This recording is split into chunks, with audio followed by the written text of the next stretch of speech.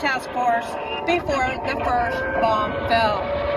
A single remote radar station had spotted the incoming raiders, but mistook them for a flight of B-17s due in from the mainland. The B-17s arrived, and like America herself, find themselves in a war that had not yet been declared. The attack was from the Japanese aircraft carriers, Akagi, Akaga, Hiru, Soru, and the two new carriers, the Shokuku and the Suikoku. The raid lasts for a little over 2 gruesome hours. When the first bombs begin to fall, pilots all over the island jump into action. At Wheeler Field, Lieutenant Philip Rasmussen woke to the sound of bombs, jumped out of bed, strapped on a .45 caliber pistol over his purple pajamas, and ran to find a working Curtiss P-36 Hawk. He was joined by 4 more P-36 pilots, Lewis Sanders, Harry Brown, Gordon Sterling, and Malcolm Mike Moore. They took off to engage the attacking Japanese and managed to shoot down a few of the Japanese Zeros, Zells, and Kates. The enemy numbers were incredibly overwhelming. Meanwhile, elsewhere on the island, Kenneth Taylor and George Welsh were returning from an all-night dinner, dance, and poker party. These brave pilots, still in their formal dress clothes, raced to a couple P-40 Warhawks and got them fueled and armed and took off. Quickly, they found themselves in the middle of a real battle. These two pilots caught up with the Japanese close to Pearl Harbor and engaged the Zeros, Vals, and Kates with their .30 caliber machine guns. However, they quickly ran out. Luckily, they were able to land at Wheeler Field, which is near the center of the island. They refueled and reloaded with .30 and .50 caliber ammunition and took off once again to fight the Japanese. The two pilots are credited with downing a total of 6 Japanese warplanes. Both received a Distinguished Service Cross for their actions that infamous day. 502 U.S. aircraft were on the ground at the beginning of the attack. Sadly, 188 were destroyed, 159 damaged, and only 155 lay left on the ground in stages of disrepair. The first wave of 189 Japanese Zeros, Vals, and Kates hammered Hawaii for almost an hour. Then came the second wave of an additional 171 aircraft to continue the strafing and the bombing and the dropping of torpedoes for yet another 70 minutes. That's a total of 360 enemy airplanes. As the attack proceeded at Pearl Harbor and Hickam Field, this devastation was awesome. Just imagine when you look out there, 189 aircraft, and then an additional 171. On the eastern edge of the Ford Island, in the center of the harbor, 9 battleships lay at berth. The California, Oklahoma, West Virginia, Tennessee, Maryland, Nevada, Pennsylvania, Utah, and the Arizona.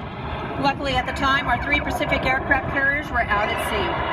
The Japanese hit first with the Kate torpedo bombers. The initial wave of Kates hit the Oklahoma, California, Nevada, West Virginia, and the Utah. These Kates were specially equipped with shallow-running torpedoes designed specifically for the attack on Pearl Harbor. You see the shallow waters at Pearl Harbor wouldn't allow the use of normal deep-running torpedoes. This leaves no doubt that this was a carefully and thought-out plan, not a surprise attack. Then came the Valdai bombers, armed with 1,700 pounds of armor-busting projectiles, made for 16-inch battleship guns, but converted to aerial bombs. These planes dove down onto the Nevada and the Arizona. Anti-aircraft fire veered the Vals away from the Nevada on the first wave, but the Arizona wasn't that lucky. A bomb from a K torpedo bomber forward magazine and exploded, torching up more than 1 million pounds of gunpowder. Sailors from the Nevada watched in horror as the Arizona jumped 20 feet in the air and broke in two, forever entrapping 1,178 American servicemen in an underwater tomb. The ship sank in less than 3 minutes. And still today, she remains at the bottom of the harbor in a watery grave, crying black tears as a reminder to all of those who lost their lives that infamous day. At Marine Corps Air Station Iwa, PFC Melvin Thomas was on guard duty when 9 Zeros attacked the base. He stepped out of his guard shack, drew his .45 caliber pistol, and began firing on the planes. A Japanese pilot, Yoshio Shiga, saw Thompson firing back at them And years later, he remembered Thompson's tenacity and fighting spirit, describing the lone Marine as the bravest American I've ever seen. All over the island, soldiers were bearing their weapons to fight. Anything they could get working. 45 caliber pistols or Springfield rifles. And in some cases, our soldiers were able to get 30 and 50 caliber belt-fed machine guns into action, bringing down numerous marauding Japanese Zeros, Vals, and K. Meanwhile, at Biloxi Airfield on the northeastern coast of the island, more U.S. Army. Fortunately, the Japanese Zeros appeared at the same time and started strafing runs. One P-40 pilot was killed as he stepped into his cockpit.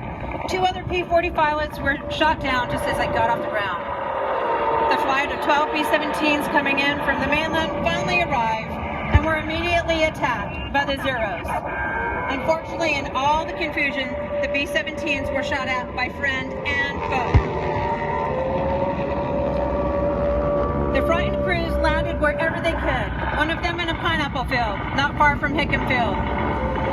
A B-17 pilot, Major Landon, trying to land, said what a hell of a way to enter a war. Out of gas, unarmed, and no place to land. Amazingly, 8 of the 12 B-17s actually made it to Hickam Field.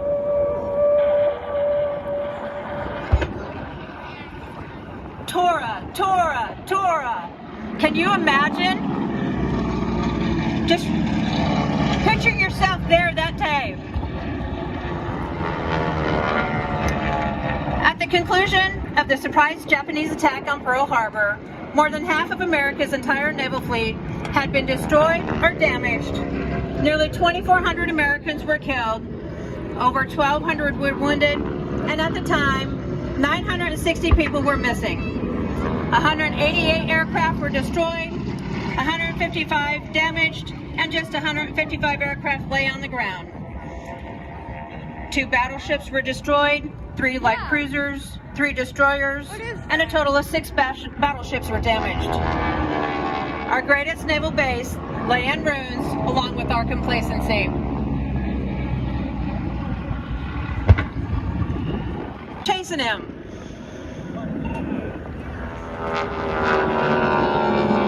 I knew they would do this. The following day, December 8, 1941, President Franklin Delano Roosevelt announced our entry into World War II with these words to Congress, the citizens of the United States, and the world. December 7th, 1941, a date which will live in infamy. The United States of America